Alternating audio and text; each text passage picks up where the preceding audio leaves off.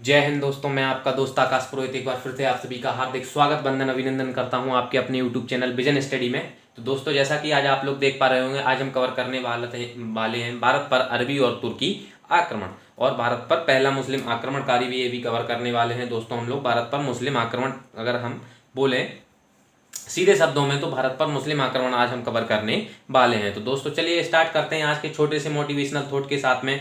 जब टूटने लगे हौसले तो याद रखना, बिना मेहनत के हासिल तक तो ताज नहीं होते।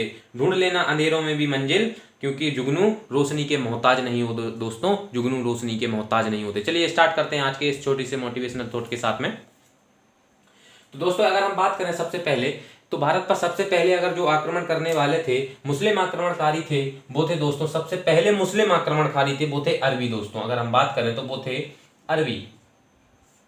अगर अरबों के बारे में हम जानकारी करें दोस्तों, तो ये कोई बात है 700 ईस्वी के लगभग की। तो यहाँ पर इराक का एक शासक हुआ करता था अल-हज्जाज नाम से। अल-हज्जाज भारत की संपन्नता के कारण भारत पर आक्रमण करने के लिए बहुत ही उत्सुक हुआ करता था दोस्तों।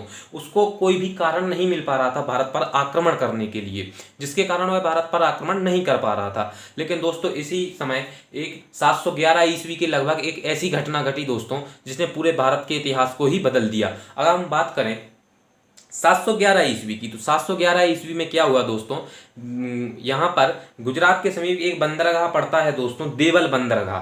देवल बंदरगाह पर क्या हुआ दोस्तों, अल-हज्जाज के जो व्यापारी थे वो व्यापार करके लेके जा रहे थे कहाँ पर, अपने इराक में, और वहीं पर देवल बंदरगाह पड़ता है दोस्तों गुजरात के समीप। तो देवल बंदरगाह पर क्या होता है कि अल-हज्जाज के व्यापारियों के जहाज की लूटपाट हो जाती है, लुटेरे लूट लेते हैं देवल बंदरगाह पर। इसके स्वरूप अल-हज्जाज जो गुजरात का जो उस समय पर सिंध सिंध प्रांत, गुजरात सिंध प्रांत में ही समझ लीजिए दोस्तों, सिंध प्रांत का जो शासक हुआ करता था दाहिर, दाहिर से कहता है कि जो मेरा धन लूटा हुआ है आपके राज्य में, उसके बदले आप मुझे हर्जाना दे। लेकिन इसके लिए दाहिर मना कर देता है अल-हज्जाज से, जिसके फलस्वरूप दाहिर अल-हज्जाज क्या करता है, अल-हज्जाज का एक दामाद और भतीजा हुआ करता था दोस्तों, मोहम्मद बिन कासिम।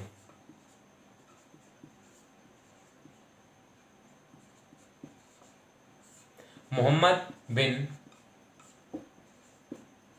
कासिम, जिसके फलस्वरूप अल-हज्जाज क्या करता है दोस्तों, अपने भतीजे और दामाद को हुक्म देता है, आदेश देता है, जाओ और दाहिर पर आक्रमण करो, दाहिर पर आक्रमण करो। और अगर बात करें हम, तो मोहम्मद बिन कासिम ही सबसे पहला मुस्लिम था जिसने भारत पर आक्रमण किया था। कब? 712 ईस्वी में। 712 ईस्वी में क्या करता है, यह आक्रमण करता है दोस्तों, कहां पर, सिंध प्रांत पर। उस समय वहां का शासक हुआ करता था दाहिर। वो दाहिर को बुरी तरीके से पराजित करता है। कौन दोस्तों? मोहम्मद बिन कासिम। और यहाँ पर देवल बंदरगाह पर कब्जा कर लेता है। कौन दोस्तों? मोहम्मद बिन कासिम। और मोहम्मद बिन कासिम 712 ईस्वी में पहला मुस्लिम आक्रमणकारी था दोस्तों। अगर हम बात करें मोहम्मद बिन कासिम की, तो मोहम्मद बिन कासिम से काफ़ी ज़्यादा जानकारी निकलकर सामने आई है, क्योंकि इसने जब आक्रमण किए तो काफ़ी सारे ऐसे भी काम किए दोस्तों, जैसे कि इसने सबसे पहले अगर हम बात करें तो खजूर, खजूर होते हैं ना दोस्तों, जिनको हम बोल सकते हैं दोस्तों खजूर, तो वो खजूर की खेती भी करना स्टार्ट करवाई थी इसने भारत में। किसने? मोहम्मद बिन कासिम ने। साथ ही में अगर दोस्तों हम बात करें तो जजिया कर लगाने वाला भी पहला यही मुस्लिम आक्रमणकारी यही था जिसने जजिया कर लगाया था। जजिया कर, साथ में इसने खजूर की खेती भी की थी दोस्तों, खेती प्रारंभ। अगर साथ ही में हम कुछ और बात करें दोस्तों, तो इसने ऊंटों को पालना भी भारत में स्टार्ट किया था दोस्तों। ऊंटों का पालन भी इसने स्टार्ट किया था। किसने? मोहम्मद बिन कासिम ने। तो दोस्तों ये जानकारी आप लोग समझ गए होंगे। अल-हज्जाज का जो भतीजा और दामाद हुआ करता था मोहम्मद बिन कासिम, जो 712 ईस्वी में आक्रमण करता है भारत पर सिंध प्रांत में। और सिंध प्रांत का उस समय का शासक हुआ करता था दाहिर। वो दाहिर बुरी तरीके से पराजित होता है, और यह मोहम्मद बिन कासिम देवल बंदरगाह पर कब्जा कर लेता है। और उसके बाद में ये जजिया कर लागू करता है, खजूर की खेती भी करना प्रारंभ कराता है, ऊंटों का पालन भी प्रारंभ कराता है। साथ में दोस्तों इसने सोने के सिक्के भी चलवाए थे, जिनका नाम रखा था दिरहम।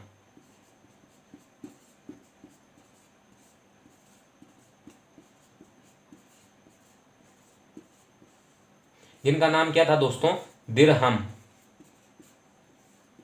तो ये जानकारी निकल कर आती है दोस्तों अरबों से। और पहले आक्रमणकारी मोहम्मद बिन कासिम से दोस्तों। तो ये जानकारी अरबों के बारे में थी दोस्तों, जब आक्रमण किया था उन्होंने भारत पर। अगर हम बात करें दोस्तों, तो अब बात आ जाती है तुर्कों की। तो तुर्कों के बारे में थोड़ी सी जानकारी समझते हैं। ये जानकारी हो जाती है दोस्तों अरबों के बारे में। अब समझते हैं तुर्कों के बारे में, इससे ज़्यादा महत्वपूर्ण नहीं है अरबों के बारे में। अगर आपसे यहाँ पर क्वेश्चन पूछता भी है तो यही पूछेगा कि पहला आक्रमणकारी कौन था, तो वो थे भारत पर पहले मुस्लिम आक्रमणकारी कौन थे, तुर्की या अरबी। तो आपके पास ऑप्शन आ जाएगा अरबी। यहाँ पर 4 तरीके से ऑप्शन किसी भी प्रकार से पूछ सकता है। अफगान थे, अरबी थे, तुर्की थे या ईरानी, किस तरीके से थे वो आपसे पूछ सकता है दोस्तों। तो आप बता सकते हैं अरबी थे। वहीं पर अगर दोस्तों हम बात करें तुर्कों की, तो तुर्कों की अगर हम बात करें दोस्तों,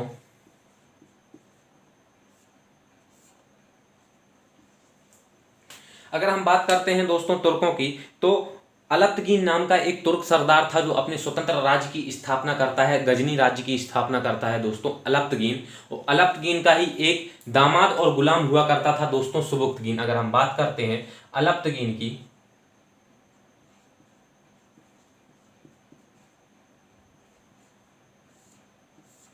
तो स्वतंत्र राज्य की स्थापना करता है दोस्तों कौन, अलप्तगीन।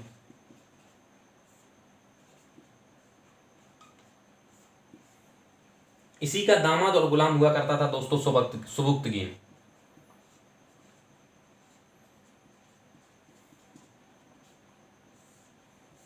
ये किस राज्य की स्थापना करता है दोस्तों, गजनी।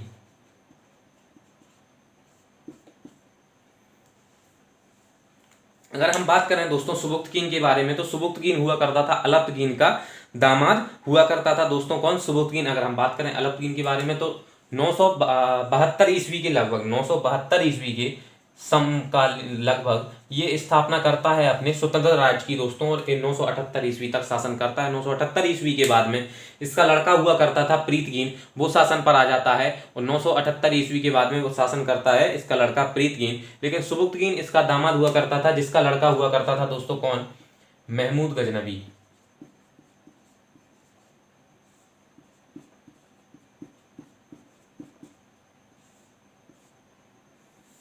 जैसा कि अगर दोस्तों हम बात करें तो 712 ईस्वी से ही भारत पर निगाह हुआ करती थी अरबों की और तुर्कियों की, क्योंकि यह भारत की संपन्नता के कारण भारत पर आक्रमण करना चाहते थे और भारत से धन लूटना चाहते। तो इसी प्रकार से अगर हम बात करें सुबुक्तगीन की, तो सुबुक्तगीन 986 ईस्वी में सबसे पहला आक्रमण करता है भारत पर, जो कि तुर्कों की तरफ से पहला आक्रमण था। अगर हम बात करें दोस्तों, तो तुर्कों की तरफ से पहला आक्रमण किया था 986 ईस्वी में, पहला आक्रमण।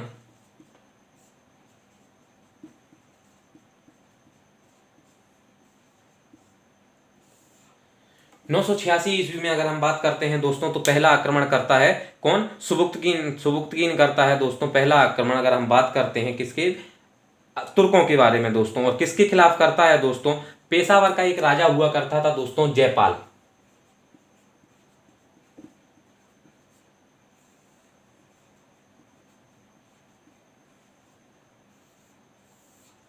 अगर हम बात करें दोस्तों, तो 986 ईस्वी में पेशावर के राजा जयपाल के ऊपर आक्रमण करता है और आक्रमण इसका जीत जाता है। पेशावर जयपाल इस आक्रमण में हार जाता है, बुरी तरीके से पराजय होती है और सुबुक्तगीन वापस आ जाता है धन लूट के। इसके बाद सुबुक्तगीन फिर से दोबारा से आक्रमण करता है 990 ईस्वी के लगभग बोल सकते हैं अपन लोग, 990 की ईस्वी के लगभग। और फिर जयपाल इसको सुबुक्तगीन को हराता है और सुबुक्तगीन की मृत्यु कर देता है कौन, जयपाल। इसके परिणाम स्वरूप अगर हम बात करें दोस्तों, तो महमूद गजनवी की, तो महमूद गजनवी का अगर हम जन्म की बात करें दोस्तों, तो इसका जन्म होता है 1 नवंबर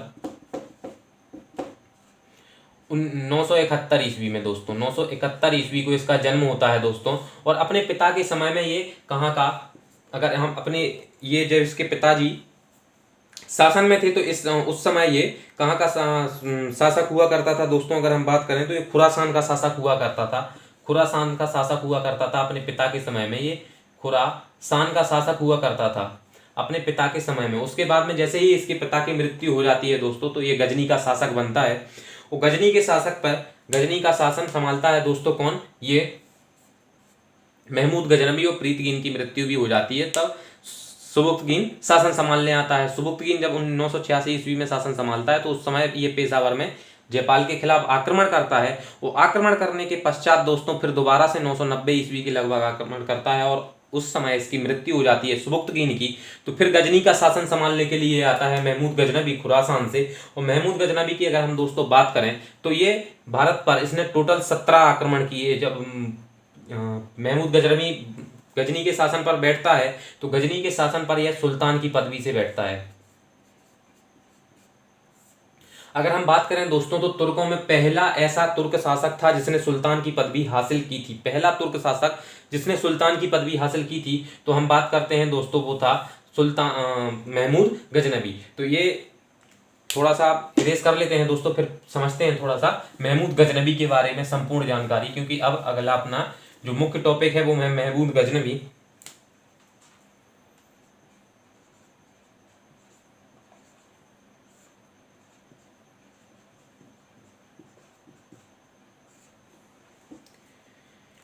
चलिए दोस्तों, तो समझते हैं थोड़ा सा महमूद गजनबी के बारे में। अगर हम बात करें महमूद गजनबी की तो महमूद गजनबी, इसका जन्म होता है दोस्तों 1 नवंबर 1971 में, जैसा कि आप सभी लोग जान चुके होंगे। उसके बाद में अगर हम बात करें दोस्तों तो ये सुल्तान की पदवी से बैठता है सिंहासन पर, गजनी के सिंहासन पर सुल्तान की पदवी से बैठता है दोस्तों। और साथ में अगर और भी बात करें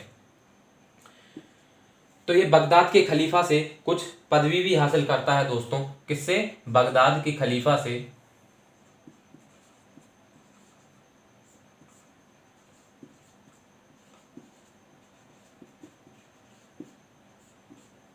कौन कौन सी पदवी हासिल करता है दोस्तों? अगर हम बात करें इसकी पदवी हासिल करने की बात को तो ये अमीन उद दौला की, यमीन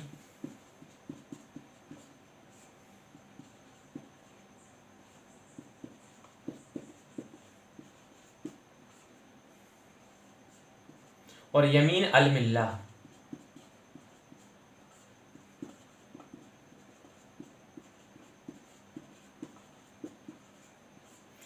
यमीन अल मिल्ला और यमीन उद दौला की पदवी हासिल करता है, उपाधि हासिल करता है दोस्तों। किससे? बगदाद के खलीफा से।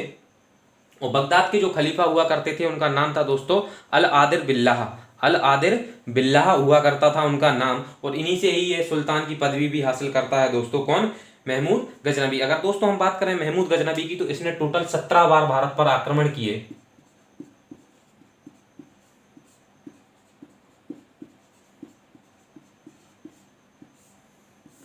अगर हम इसके आक्रमणों की बात करें दोस्तों तो टोटल इसने 17 बार आक्रमण किए भारत पर। और 17 आक्रमणों में से इसने सबसे महत्वपूर्ण आक्रमण किया था जो दोस्तों वो किया था गुजरात के सोमनाथ मंदिर पर। और जयपाल के खिलाफ पहला आक्रमण इसने किया था 1000 ईस्वी में दोस्तों। 1000 ईस्वी में यह पहला आक्रमण करता है। कहां पर दोस्तों? जयपाल के, पेशावर के राजा जयपाल के खिलाफ। जिसने इसके पिता की मृत्यु की थी उसी दिन इसने निश्चित कर लिया था कि मैं भारत पर प्रत्येक वर्ष एक आक्रमण करूंगा। तो पेशावर के राजा के शासक जयपाल, पेशावर के शासक जयपाल के खिलाफ पहला आक्रमण करता है दोस्तों। कहां पर? पेशावर में। और पेशावर में एक बुरी तरीके से पराजित करता है जयपाल को। और जयपाल को पराजित करने के बाद बंधक बना लेता है। उसके बाद में जयपाल को वापस से मुक्त कर देता है दोस्तों, क्योंकि इसका मुख्य उद्देश्य यहां से धन लूटने का था। इस हार से हतोत्साहित हो जाता है जयपाल। और हतोत्साहित होने के कारण जयपाल क्या कर लेता है? आत्महत्या कर लेता है दोस्तों।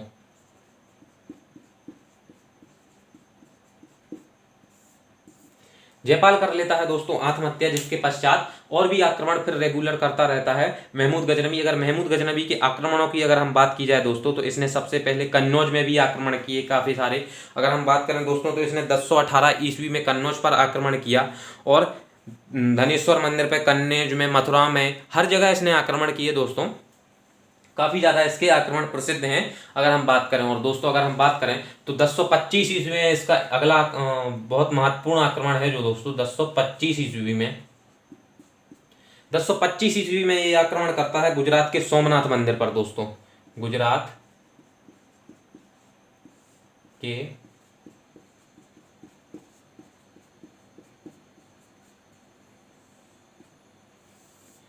के सोमनाथ मंदिर पर, सोमनाथ मंदिर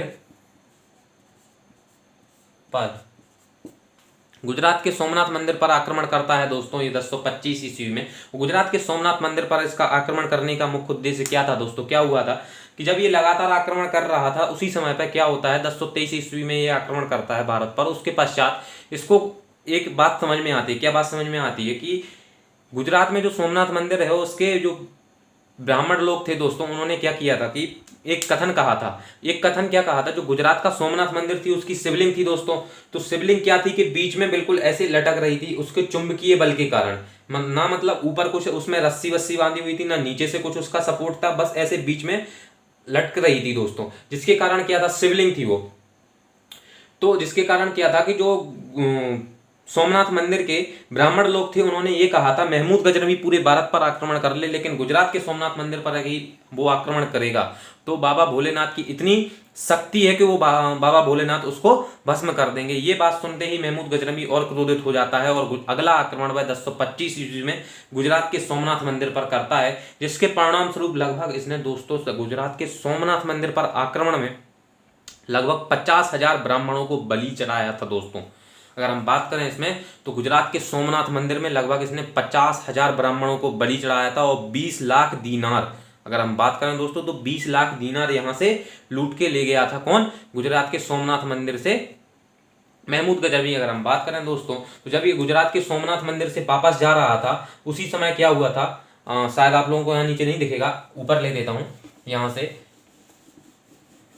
आप लोग वीडियो को पॉज करके लिख सकते हैं। अगर बात करें दोस्तों तो जब 1025 ईस्वी के गुजरात के सोमनाथ मंदिर से आक्रमण करके वापस जा रहा था उसी समय पर जाटों ने इसे परेशान किया दोस्तों। क्या किया? परेशान किया। परेशान करने से तात्पर्य यह है दोस्तों, परेशान करने का मतलब ये कि इसका धन लूट लिया। तो अगला जो युद्ध करता है दोस्तों, ये अगला आक्रमण करता है, अगर बात करें अगला आक्रमण की भारत की, तो 1027 ईस्वी में 1027 ईस्वी में ये आखिरी आक्रमण करता है जाटों के खिलाफ 1027 ईस्वी में, और आकर जाटों को बुरी तरीके से पराजित करता है और दोस्तों बहुत प्रताड़ित करता है जाटों को। 1027 ईस्वी में इसने जाटों के खिलाफ। तो अगर हम इसके आक्रमणों की बात करें दोस्तों तो इस तरीके से हैं, और अगर हम बात करें तो 1018 ईस्वी का एक और इसका आक्रमण महत्वपूर्ण है जो कि कन्नौज पर इसने आक्रमण किया था दोस्तों। तो ये 1027 ईस्वी में ये अपना आखिरी आक्रमण करता है। अगर हम इसकी मृत्यु की बात करें दोस्तों तो 1030 ईस्वी में इसकी मृत्यु हो जाती है। 1030 ईस्वी में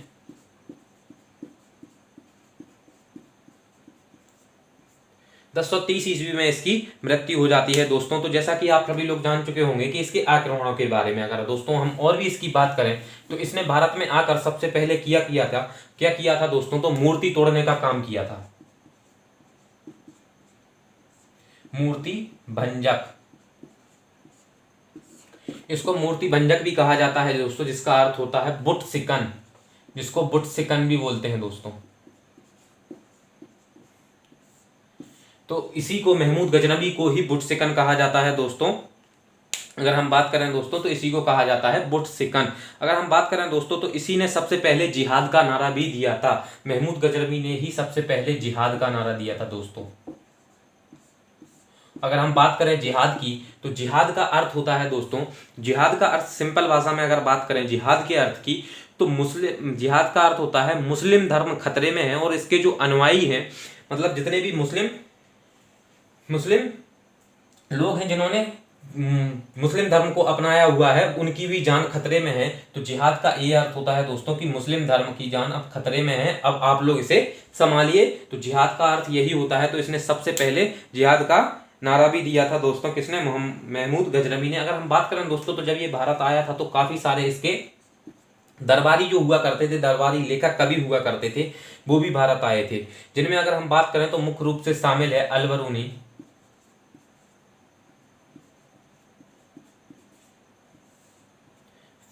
उत्बी, फिरदौसी,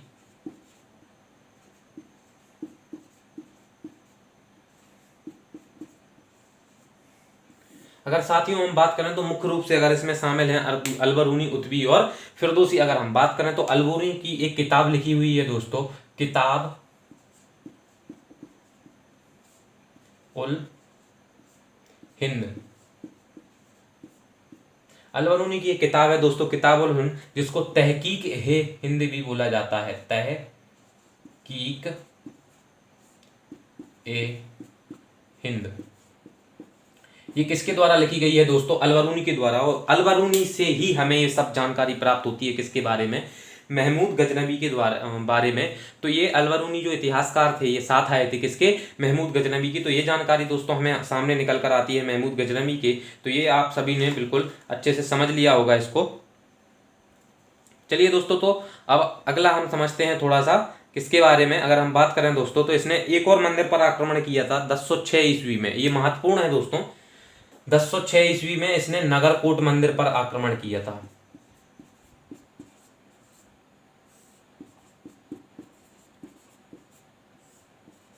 नगरकोट मंदिर पर आक्रमण। अगर हम बात करें तो इसने 1006 ईस्वी में नगरकोट मंदिर पर आक्रमण किया था। 1006 ईस्वी में इसने भारत में आकर अधिकतर मंदिरों को ही टारगेट किया था दोस्तों, जिसके कारण इसको मूर्तियां तोड़ी इसने। और फिर इसको कहा जाने लगा मूर्ति भंजक, और बुटसिकन ही कहा जाता है मूर्ति भंजक को। जो आपको बताएं दोस्तों, जो सोमनाथ मंदिर पर इसने शिवलिंग थी, उस शिवलिंग को तहस नहस कर दिया, पूरी तरीके से तोड़ दिया। उस शिवलिंग के जो पत्थर थे दोस्तों, उसको जाकर इसने कहाँ लगवाया था? मक्का और मदीना में दोस्तों। मक्का और मदीना की जो सीढ़ियां हैं वहां पर लगवाया था इसने ईंटों को। किसने?